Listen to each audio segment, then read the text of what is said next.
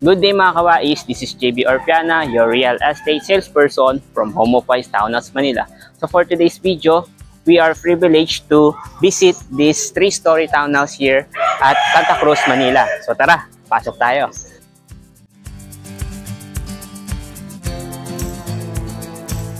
Nandito na po tayo ngayon sa loob ng mismong unit natin. So kung mapapansin nyo po, ito po yung ating 2-car garage. So yung 2-car garage na po na yon, kasya pa po yung other vehicle natin like yung motorcycle or even yung ating mga bicycles. Tapos ito naman po yung ating staff room. And then meron na po silang sariling CR dito. And then meron din po tayo ditong intercom para po may contact po tayo sa taas. So punta po tayo dito. So ito naman po yung ating airwell ventilation. Ayan, kung mapapansin nyo po, napakataas na po na yan. And meron po tayong barbed wire po dyan for security purposes po. Ayan. Okay, so tara, akit naman tayo. So nandito na po tayo ngayon sa second floor. As you can see, ito po yung ating multimedia wall. So dito natin ikakabit yung ating flat screen TV or kung gaano man kalaki yan, kasyang-kasya po siya dito. And then may mga built-in cabinets na rin po tayo dito. And then dito, mapapansin nyo, meron po tayo ditong extra room. So dito naka-locate yung ating hybrid system ng solar power natin. And then ito naman yung ating bintana. Okay, so nandito naman tayo sa room dito sa second floor. So as you can see, itong room natin ay merong sariling CR. At meron na rin tayong shower. Okay? Tapos meron ditong ilaw. Okay? Pwede natin i-change yung kulay ng ilaw niya. Ayan. So, dito naman tayo.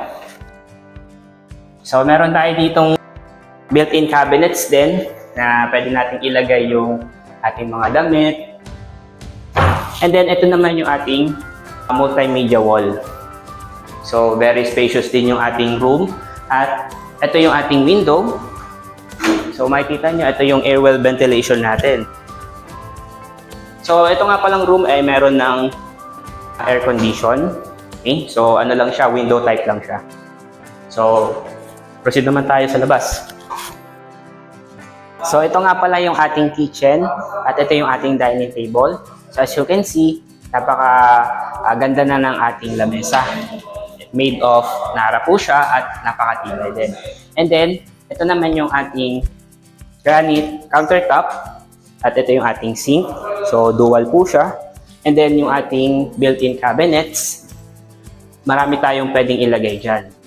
And then ito naman yung ating space kung saan pwede tayo magluto. At meron tayo ditong bintana para if in case na mausok yung niluluto natin. So well ventilated siya at dito lalabas. Okay? And then ito yung ating airwell ventilation. At meron tayo ditong extra powder room.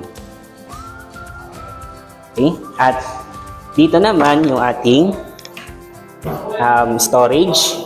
Okay? Sa ilalim siya ng hagdan. So, pwede natin ilagay yung iba nating gamit dito. Okay, so proceed naman tayo sa taas. Okay, so dito muna tayo sa ating third floor. So meron tayo ditong mini sala. Kung mapapansin nyo, meron siyang space dito na pwede lagyan din ng ibang gamit. And then, dito naman yung ating window na meron din siyang airwell ventilation. And then next yung ating room. So as you can see, yung design na itong room na to is halos kapareho lang din ng nasa second floor natin. Mapapansin nyo, meron siyang sariling CR and shower. And yung ating vanity mirror. Nagbabago siya. So meron na rin tayo ditong lavatory. And then yung ating mga built-in cabinets. And then meron din tayo ditong multimedia wall. Ito nga palang room natin is very spacious din at pwede nyo rin siya makonsider as master's bedroom. So mapapansin nyo, kasyang-kasya yung ating queen size na bed. At ito naman yung ating balcony or mini balcony dito sa third floor. So as you can see, ito po yung ating likuran at yung ating air well ventilation. And then, meron po tayo ditong sariling air condition na window type. So, proceed na tayo sa last room natin. Excited na ako. Okay, so proceed na tayo sa last room natin dito sa third floor. So, ito yung ating very spacious na room. And ito po pala yung ating pin lights. So, same siya dun sa mga nauna kong room na pinakita sa inyo. And then, ito yung ating multimedia wall. So, kung na-observe nyo siya, every room na meron tayo is merong multimedia wall. Okay? And itong kanyang cabinets. And then, itong ating split type air condition. So, kasama po yan dito. And itong ating CR. So, as you can see, meron siyang shower enclosure. Yan. So, para hindi tumalsik yung tubig habang naliligo tayo. And then, meron din tayo itong vanity mirror. Every bathroom natin is merong vanity mirror. Okay? And then, yung ating balcony. So, itong ating unit or location ng unit ay very strategic talaga kasi kung mapapansin nyo, malapit siya sa or matatanaw natin yung Skyway. At malapit din siya sa other universities dito sa Santa Cruz, Manila.